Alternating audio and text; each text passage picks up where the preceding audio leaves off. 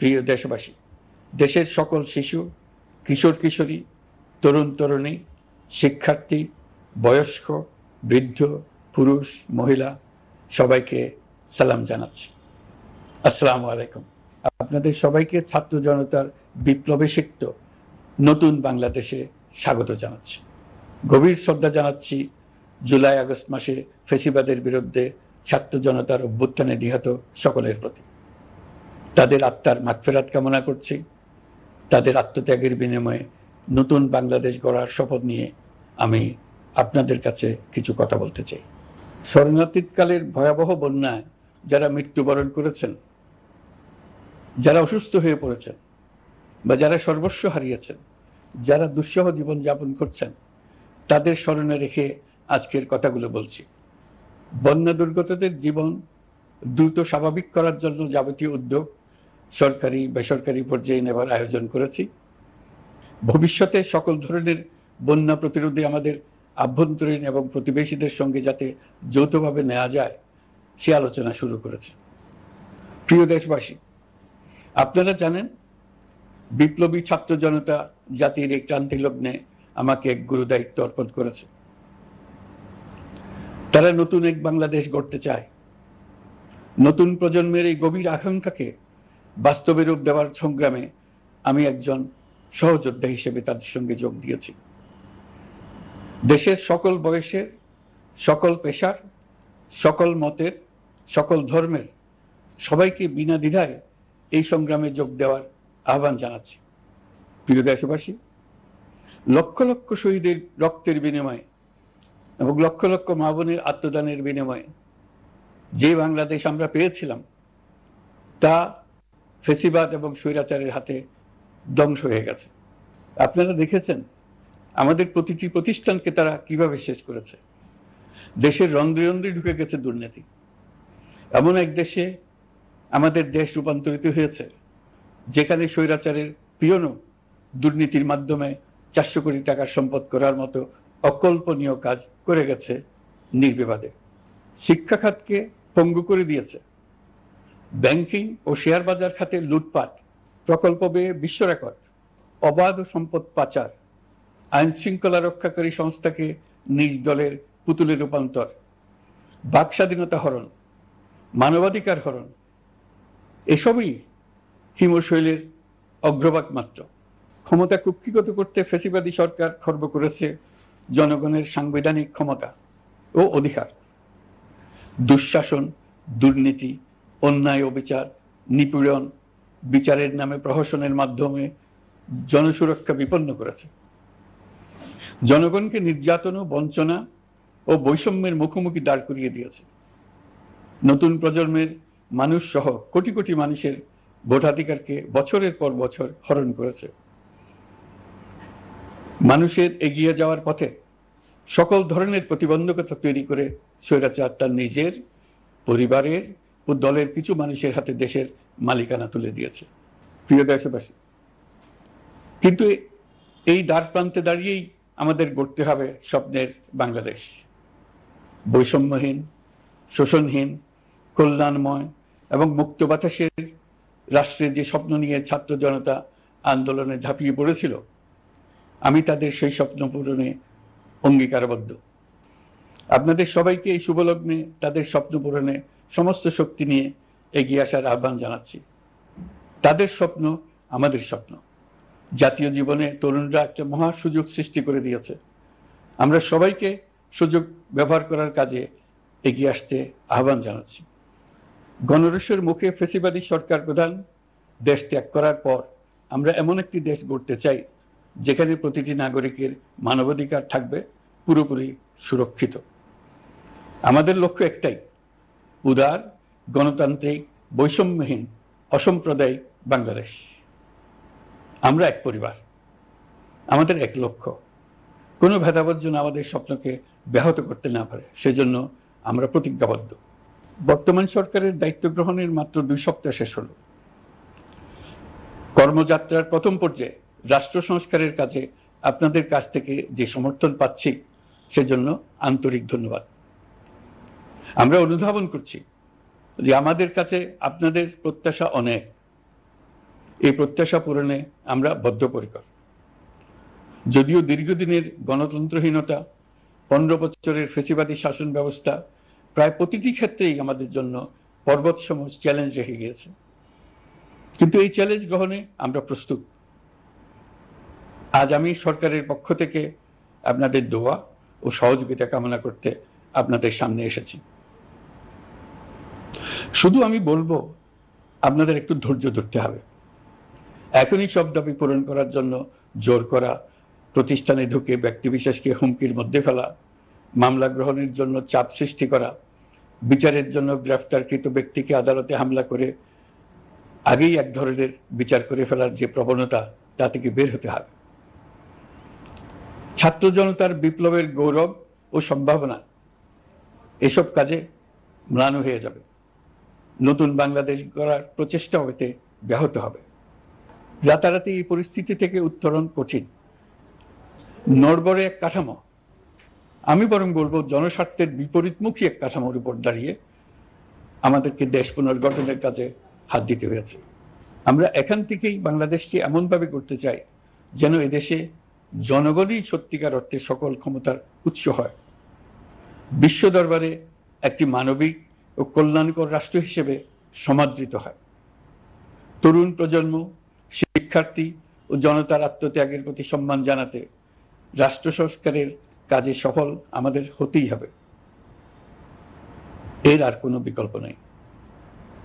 প্রিয় দেশবাসী, আপনারা ইতিমধ্যে জেনেছেন জুলাই আগস্ট মাসে গণ অভ্যুত্থানে বল প্রয়োগ ও হতাহতের যে দুঃসহ ঘটনা ঘটানো হয়েছে তার স্বচ্ছ তদন্ত করতে জাতিসংঘের মানবাধিকার কমিশনের প্রধানকে বাংলাদেশে এসে তাদের তদন্ত শুরু করতে আমরা আমন্ত্রণ জানিয়েছি। তদন্তের এই প্রক্রিয়া এই সপ্তাহে শুরু হবে। তাদের প্রথম দল ইতিমধ্যে এসে গেছে। আমরা ইতিমধ্যে ছাত্র জনতার বিপ্লবকে নস্যাৎ করতে যে শত শত মিথ্যা ও হয়রানিমূলক মামলা দায়ের করা হয়েছিল তার অধিকাংশ প্রত্যাহার করেছি এবং আটক ছাত্র জনতার মুক্তি লাভের ব্যবস্থা করেছে। পর্যায়ক্রমে মিথ্যা ও গায়েবী সকল মামলার ক্ষেত্রে অনুরূপ ব্যবস্থা গ্রহণ করে মানুষকে দুঃসহ ভোগান্তি থেকে মুক্ত করা হবে। ন্যায় বিচার নিশ্চিত করতে গণ অভ্যুত্থানের সকল শহীদ পরিবারকে পুনর্বাসন করবে। সকল আহত শিক্ষার্থী ও জনতার চিকিৎসার সম্পূর্ণ ব্যয় সরকার বহন করবে। সেই লক্ষ্যে স্বাস্থ্য মন্ত্রণালয়ের নেতৃত্বে উপদেষ্টা পরিষদে বৈষম্য বিরোধী ছাত্র আন্দোলনের প্রতিনিধিত্বকারী 2 জন উপদেষ্টার সহায়তায় একটা পূর্ণাঙ্গ তালিকা প্রস্তুত করা হচ্ছে। এই কার্যক্রমের জন্য এবং গণ অভ্যুত্থানের শহীদদের স্মৃতি ধরে রাখতে সরকার অতি দ্রুত জুলাই গণহত্যা স্মৃতি ফাউন্ডেশন নামে একটি ফাউন্ডেশন প্রতিষ্ঠা করার প্রক্রিয়া শেষ পর্যায়ে এনেছে। আপনাদের সবার এবং বিদেশে অবস্থানরত ভাই বোনদের অনুদান এই প্রতিষ্ঠানে পাঠানোর জন্য অনুরোধ করছি। আমি ব্যক্তিগতভাবে এই প্রতিষ্ঠানের চেয়ারম্যানের পদ গ্রহণ করেছি। প্রিয় দেশবাসী, আপনারা লক্ষ্য করেছেন দায়িত্ব গ্রহণ করেই আমাদেরকে আইন শৃঙ্খলা অঙ্গনে অস্থির পরিস্থিতি সামাল দিতে হয়েছে। আপনাদের সহযোগিতা ও সমর্থনে দেশপ্রেমিক সকল আইন শৃঙ্খলা রক্ষাকারী বাহিনী কাজে যোগ দিয়েছে। ফ্যাসিবাদী সরকার প্রশাসনের চরম দলীয়করণ করার ফলে বিপুল সংখ্যক কর্মকর্তা কর্মচারী দীর্ঘদিন বৈষম্যের শিকার হয়েছেন। আমরা ইতিমধ্যে সংশোধনমূলক ব্যবস্থা গ্রহণ করতে আরম্ভ করেছি, তবে প্রশাসনকে গতিশীল রাখতে এবং একই সাথে সুনির্দিষ্ট পদ্ধতি অনুসরণ করে সঠিক সিদ্ধান্তে উপনীত হতে সময় প্রয়োজন। সেজন্য সকলকে ধৈর্য ধরার অনুরোধ করছি। প্রশাসনের সকল ক্ষেত্রে প্রতিষ্ঠানগুলো যেন জনগণের আস্থা ফিরে পায়, সেটি আমাদের অন্যতম উদ্দেশ্য। লুটপাট ও দুর্নীতির আখড়ায় পরিণত করা ব্যাংকিং খাতে সুশাসন নিশ্চিত করার জন্য আমরা উদ্যোগ নিয়েছি। এই খাতে দক্ষ জনবল নিয়োগ দেওয়া হচ্ছে। ব্যাংকিং খাতে শৃঙ্খলা স্থাপন, ব্যবসা বাণিজ্যে সহায়ক পরিবেশ তৈরি এবং জনগণের জীবনযাপন সহজ করতে নিত্য প্রয়োজনীয় দ্রব্যমূল্য ও মূল্যস্ফীতি নিয়ন্ত্রণে আনার আমরা উদ্যোগ সচল করেছি। ব্যাংকিং খাতে দীর্ঘমেয়াদী সংস্কারের জন্য ব্যাংক কমিশন গঠন করা হবে। আর্থিক খাতে সার্বিক পরিস্থিতি ও সংস্কার বিষয়ে একটি রূপকল্প তৈরি করা হবে, যা দ্রুত জনসমক্ষে প্রকাশ করা হবে। শেয়ার বাজার, পরিবহন খাত সহ যেসব ক্ষেত্রে চরম বিশৃঙ্খলা বিরাজ করছে তা নিরসনের দ্রুত পদক্ষেপ নেওয়া হচ্ছে। বিচার বিভাগকে দুর্নীতি ও দলীয় প্রভাব মুক্ত করতে কার্যক্রম শুরু হয়েছে। একটি সুনির্দিষ্ট প্রক্রিয়ার মধ্য দিয়ে বিচার বিভাগের স্বাধীনতা ও জবাবদিহিতা নিশ্চিত করার উদ্যোগ নেওয়া হয়েছে। ফ্যাসিবাদী সরকারের বিচার বহির্ভূত হত্যাকাণ্ড, গুম, খুন, অপহরণ এবং আয়নাঘরের মতো চরম ঘৃণ্য সকল অপকর্মের ন্যায় বিচার নিশ্চিত করা হবে। এসব অপকর্মের সঙ্গে জড়িত সকলের বিচার নিশ্চিত করা হবে। তালিকা প্রস্তুত করে মিথ্যা মামলা প্রত্যাহার করা হবে। দুর্নীতি ও সম্পদ পাচারের বিচার করা হবে। আইন শৃঙ্খলার ক্ষেত্রে জনমুখী ও দলীয় প্রভাবমুক্ত জবাবদিহিমূলক কাঠামো সৃষ্টির লক্ষ্যে পুলিশ কমিশন গঠন করা হবে। জাতিসংঘের তদন্ত প্রতিবেদন, দায়িত্বপ্রাপ্ত সকল সংস্থা ও জনগণের সাথে মত বিনিময়ের মাধ্যমে কমিশনের নেতৃত্বে প্রয়োজনীয় সংস্কার করা হবে। বাংলাদেশকে আর কোনোদিন কেউ যেন কোনো পুলিশি রাষ্ট্রে পরিণত করতে না পারে তার ব্যবস্থা করা হবে। তথ্যের অবাধ প্রবাহ ও গণমাধ্যমের স্বাধীনতা নিশ্চিত করা হবে। ফ্যাসিবাদী সরকার গণমাধ্যমের উপরও দলীয়করণ ও নির্যাতনের বোঝা চাপিয়েছিল। জনগণের তথ্যের অধিকার নিশ্চিত করতে আমরা প্রতিশ্রুতিবদ্ধ। তথ্যের প্রবাহে বিদ্যমান আইনি ও অন্যান্য বাধা অপসারণ করা হবে। মত প্রকাশের স্বাধীনতা বাধাগ্রস্ত করে এমন সব আইনের নিপীড়নমূলক ধারা সংশোধন করা হবে। ইতিমধ্যে এই ধরনের আইনগুলো নিশ্চিহ্নিত করে এই প্রক্রিয়া শুরু করা হয়েছে। বিদেশি সংবাদকর্মীদের এদেশে আসার পর যে অলিখিত নিষেধাজ্ঞা ছিল, ইতিমধ্যে আমরা তা তুলে নিয়েছি। বিদেশি সাংবাদিকদের দ্রুত ভিসা দিতে সংশ্লিষ্ট কর্মকর্তাদের নির্দেশ দেওয়া হয়েছে। আমরা আশা করি পরিবর্তিত পরিস্থিতিতে গণমাধ্যম কর্মীরা নিরপেক্ষ সাংবাদিকতা চালিয়ে যাবেন। শিক্ষাক্ষেত্রে চরম নৈরাজ্য প্রতিষ্ঠিত করে গেছে বিগত সরকার। আমরা তার পূর্ণাঙ্গ সংস্কারের উদ্যোগ নেব। এটা আমাদের অন্যতম অগ্রাধিকার। আপনারা জানেন, দায়িত্ব গ্রহণের পর দ্রুততম সময়ের মধ্যে সকল শিক্ষা প্রতিষ্ঠান খুলে দেওয়া হয়েছে। শিক্ষার্থীদের জন্য সৃজনশীল, নিরাপদ ও ভীতিমুক্ত পরিবেশ নিশ্চিত করা আমাদের অঙ্গীকার। একই সাথে পাঠ্যক্রমকে যুগোপযোগী করার কাজও দ্রুত শুরু করা হবে। গণতন্ত্রকে সুসংহত করতে স্থানীয় সরকার প্রতিষ্ঠানগুলোকে শক্তিশালী করা হবে এবং ক্ষমতার বিকেন্দ্রীকরণ নিশ্চিত করা হবে। ছাত্র জনতার গণঅভ্যুত্থানকে সফল পরিণতি দিতে প্রশাসন, বিচার বিভাগ, নির্বাচন কমিশন ও নির্বাচনী ব্যবস্থা, আইন শৃঙ্খলা খাত এবং তথ্য প্রবাহে প্রয়োজনীয় সংস্কার সম্পূর্ণ করে অবাধ ও সুষ্ঠু অংশগ্রহণমূলক নির্বাচন আয়োজন করা হবে। এর লক্ষ্য হবে দুর্নীতি, লুটপাট, গণহত্যার বিরুদ্ধে একটি জবাবদিহিতামূলক রাজনৈতিক বন্দোবস্তের সূচনা। বর্তমান সরকার দুর্নীতির বিরুদ্ধে স্পষ্ট অবস্থান গ্রহণ করেছে। আমাদের সকল উপদেষ্টা দ্রুততম সময়ের মধ্যে তাদের সম্পদের বিবরণ প্রকাশ করবেন। পর্যায়ক্রমে এটা সকল সরকারি কর্মকর্তাদের ক্ষেত্রেও নিয়মিত এবং বাধ্যতামূলক করা হবে।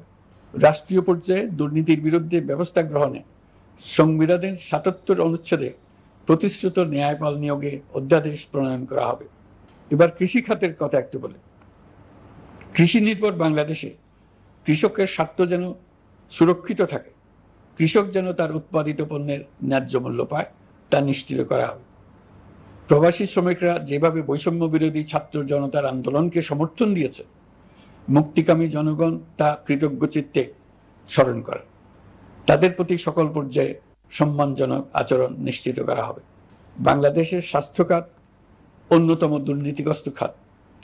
জনগণের জন্য পর্যাপ্ত স্বাস্থ্যসেবা নিশ্চিত করার লক্ষ্যে স্বাস্থ্য খাতে প্রয়োজনীয় সংস্কার করা হবে। এই খাতে সংশ্লিষ্ট সকলকে জবাবদিহিতার আওতায় আনা হবে।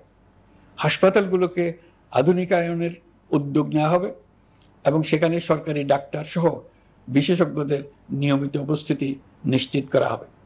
স্বাস্থ্যসেবা যাতে নির্দিষ্ট কিছু অঞ্চলে কেন্দ্রীভূত না থাকে, দেশের সব অঞ্চলের মানুষ সমান স্বাস্থ্যসেবা পায়, সে লক্ষ্যে প্রয়োজনীয় উদ্যোগ নিতে আমরা বদ্ধপরিকর। বর্তমান প্রজন্ম অনেক বেশি সচেতন।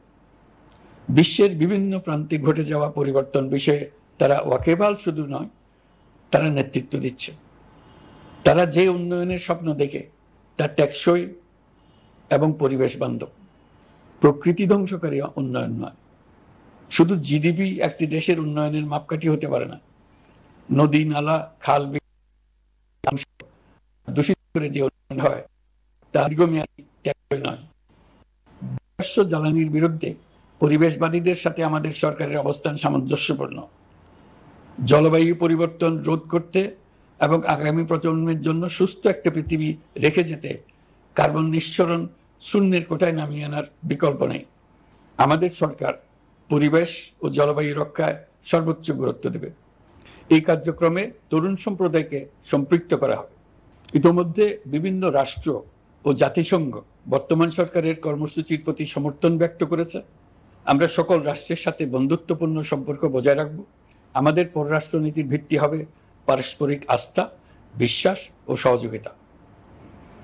আমরা মানবাধিকার আইন সহ সকল আন্তর্জাতিক আইনের প্রতি শ্রদ্ধাশীল।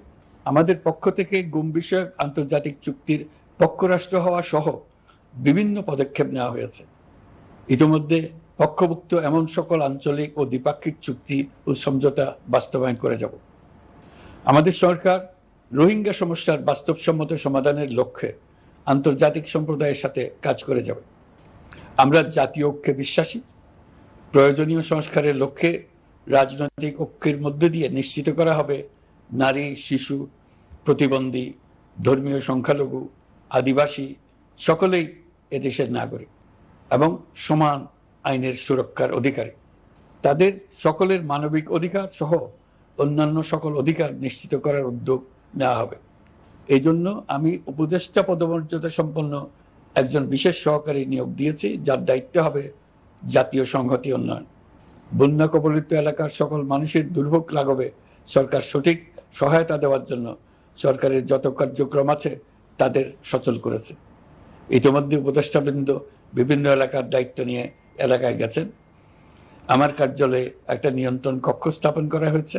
বন্যা পরবর্তী কার্যক্রম নেওয়া হয়েছে। ভবিষ্যতে বন্যা নিয়ন্ত্রণের জন্য করণীয় কি স্থির করার জন্য পদক্ষেপ নেওয়া হচ্ছে।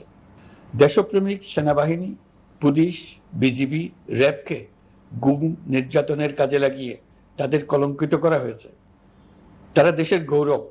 তাদেরও কিছু অতি উৎসাহী সদস্যের কারণে পুরো বাহিনীকে আমরা কলঙ্কিত দেখতে চাই না। আমরা অপরাধীদের চিহ্নিত করতে চাই এবং তাদের শাস্তি দিতে চাই, যেন ভবিষ্যতে কারো হুকুমে দেশপ্রেমিক কোনো বাহিনীর, পুলিশের, র্যাবের কোনো সদস্য হত্যাকাণ্ড, গুম ও অত্যাচারে জড়িত হওয়ার সাহস না করে। তাদের কাছে হুকুম যত বড় কর্তৃপক্ষের কাছ থেকে আসুক না কেন, তারা তা উপেক্ষা করবে। ভবিষ্যতে উপরওয়ালার হুকুমে এমন ঘৃণ্য কাজ করতে বাধ্য হয়েছে এমন ব্যাখ্যা কারো কাছে গৃহীত না হয় তার ব্যবস্থা করা হবে। আমি দেশরক্ষা বাহিনী, পুলিশ বাহিনী এবং অন্যান্য সহল বাহিনীকে নির্দেশ দিয়েছি তারা তাদের মধ্যে যারা হত্যাকাণ্ড, গুম, খুন বা শারীরিক মানসিক অত্যাচারে সরাসরি জড়িত তাদের চিহ্নিত করে বিচারের ব্যবস্থা করতে। যারা গুম হয়েছে, হত্যার শিকার হয়েছে তাদের তালিকা প্রস্তুত করতে। তাদের পরিবার সমূহকে সান্ত্বনা দেওয়ার ভাষা আমার নাই। তাদের জীবনে শান্তি ফিরিয়ে আনতে আমরা প্রচেষ্টা অব্যাহত রাখব।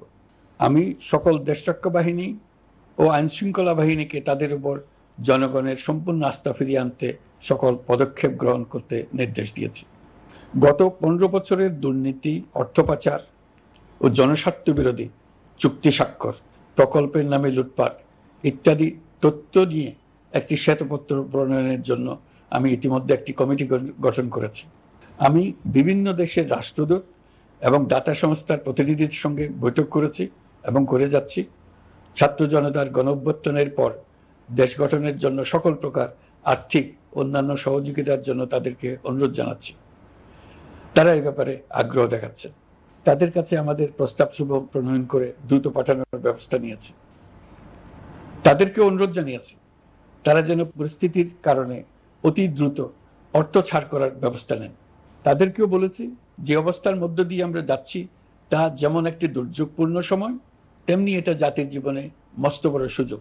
এই সুযোগকে যেন আমরা পূর্ণভাবে কাজে লাগাতে পারি, সেই জন্য তাদের সহযোগিতা চেয়েছি। এই গণ অভ্যুত্থানে বিদেশে অবস্থানকারী বাংলাদেশিরা অত্যন্ত গুরুত্বপূর্ণ ভূমিকা পালন করেছেন। জাতি তাদের অবদান বিশেষভাবে স্মরণ করবে। নতুন বাংলাদেশ গড়ার কাজে আমরা তাদের অংশগ্রহণ চাইব।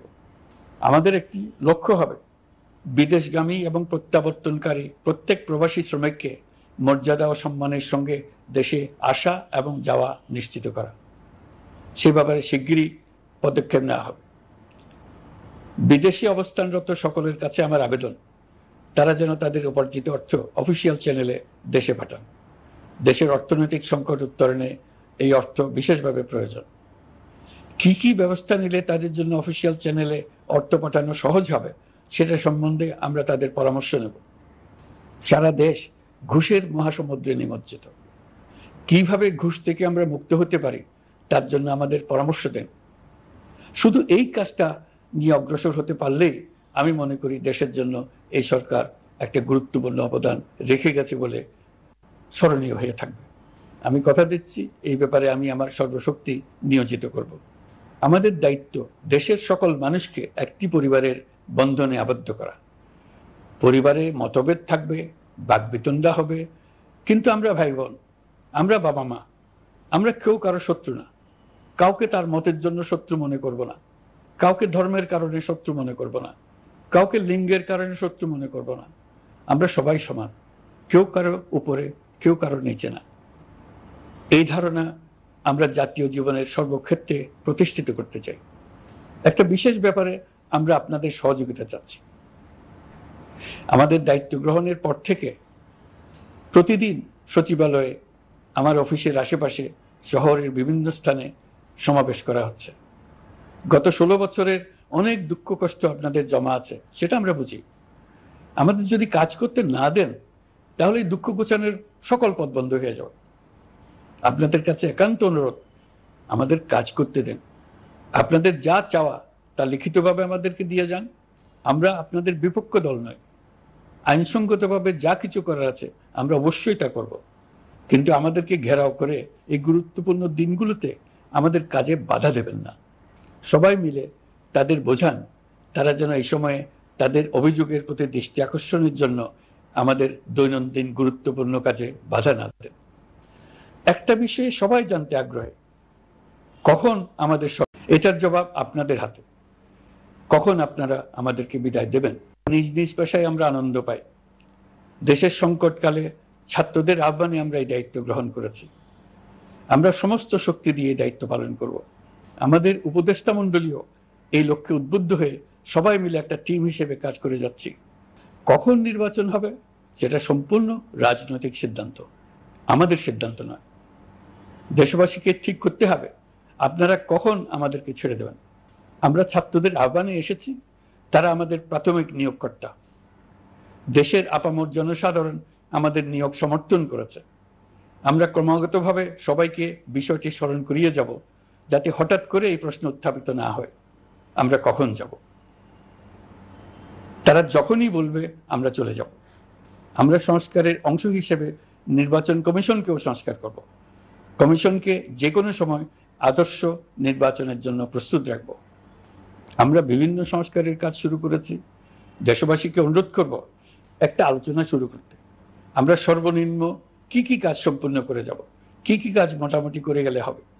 এই আলোচনার মাধ্যমে আমরা একটা দিক নির্দেশনা পেতে পারি। তবে চূড়ান্ত সিদ্ধান্ত রাজনৈতিক সিদ্ধান্ত, সেটা রাজনৈতিক আলোচনা থেকেই আসবে।